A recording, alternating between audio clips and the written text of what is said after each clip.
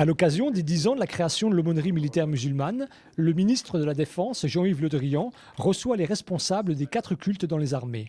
Quand s'érigera le minaret que vous allez construire, il ne montera vers le beau ciel bleu de l'Île-de-France qu'une prière de plus, dont les tours catholiques de Notre-Dame ne seront point jalouses.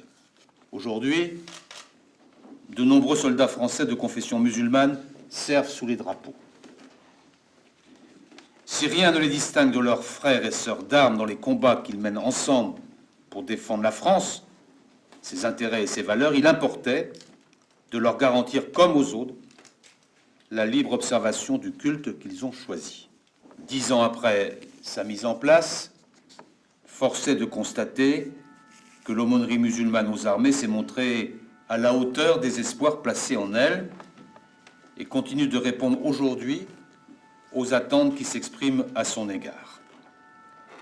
La légitimité qu'elle a acquise, le dynamisme qu'elle montre sont d'autant plus remarquables qu'elle demeure encore jeune. Aujourd'hui, toutes les aumôneries sont rassemblées et c'est bien ensemble que nous devons incarner cette laïcité.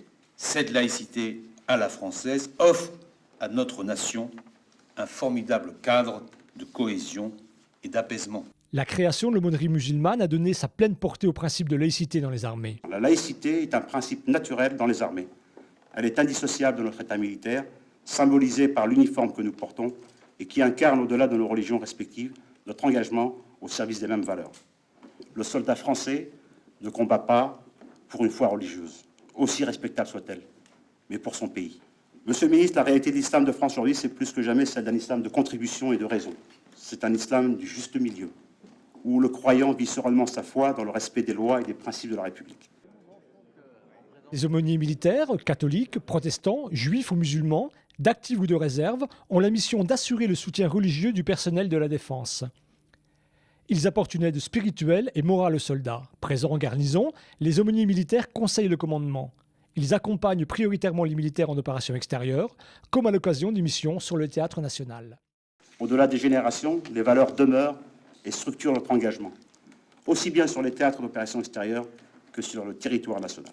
Et je pense naturellement à l'opération Sentinelle, pour laquelle le déploiement de plus de 10 000 soldats aura aussi pour vertu de permettre à nos concitoyens de mettre des visages aux belles couleurs de la France sur cette force militaire qui risque sa vie sur tous les fronts.